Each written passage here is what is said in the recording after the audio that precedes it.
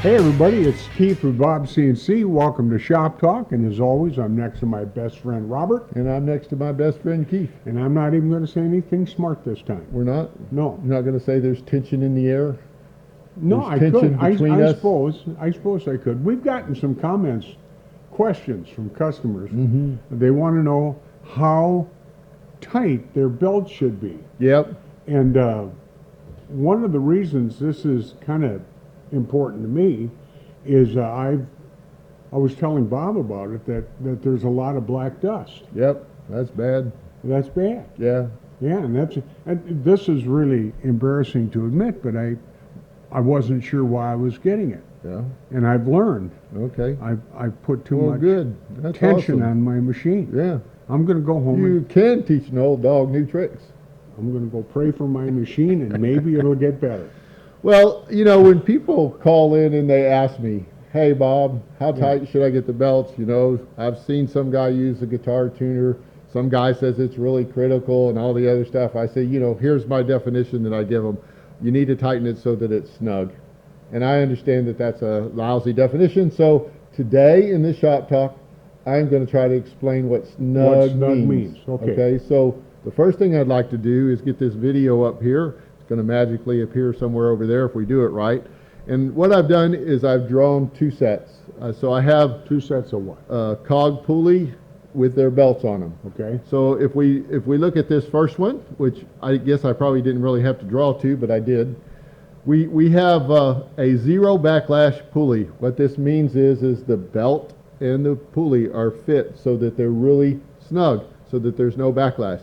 So if you were to lay the belt over with just hardly any tension at all and pull on each side of the belt, you wouldn't have any backlash at all that you would get in like a lead screw or even a ball screw if they're not preloaded, right? So it's a zero backlash pulley. So BobsCNC, that's what we use for our belt systems. I'm going to assume that other manufacturers of belt drives for CNCs do the same thing, zero backlash. Now here's what happens. If you take your guitar tuner out there and get that thing to a high pitch where your belt is really stretched, I'm going to zoom over here and you'll get belt dust like, you know, Keith just talked about. Yeah. I'm going to show you why. So across the top, you're going to be exactly the same. Your teeth are going to fit inside those cogs, right? And you're not going to have any backlash.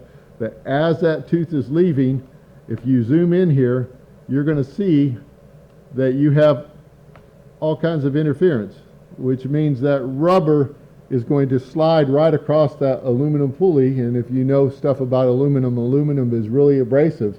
Even if it's polished or anodized, it's got that oxide finish. That's why they make aluminum oxide sandpaper, right? So that's going to rub off of that, right, and it's going to make your... Hence my dust. Yeah, you got the dust, but the other problem you have now is that zero backlash pulley that's been designed has got belts that have sawed off teeth. Right, so now you have a little bit of backlash when you do that. So the belt. Yeah, the belt itself.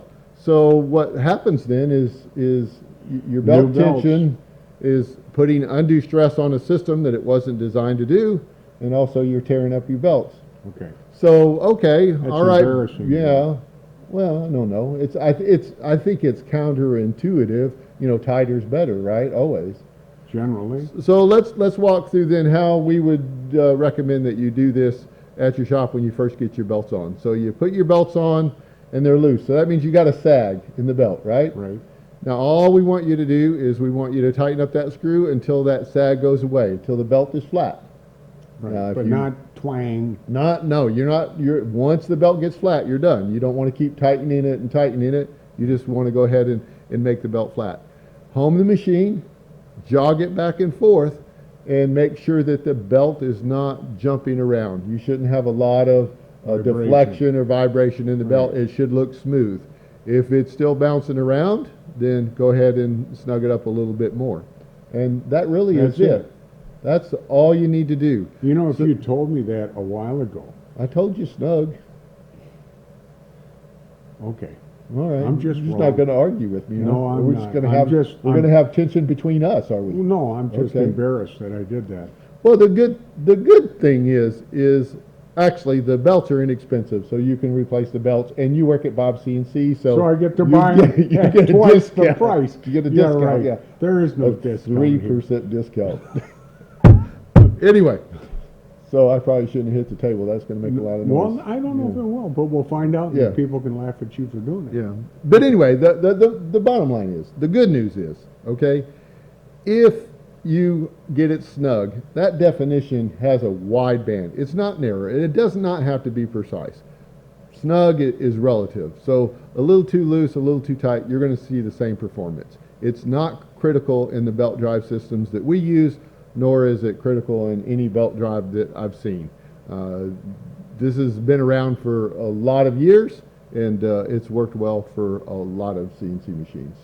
So guys, if you have any questions about machine setup, you want to make sure that you are doing things right, you can get a hold of us at the help desk at BobsCNC.com. Yep. So till next time, Yeah, next time, guys. we'll see you.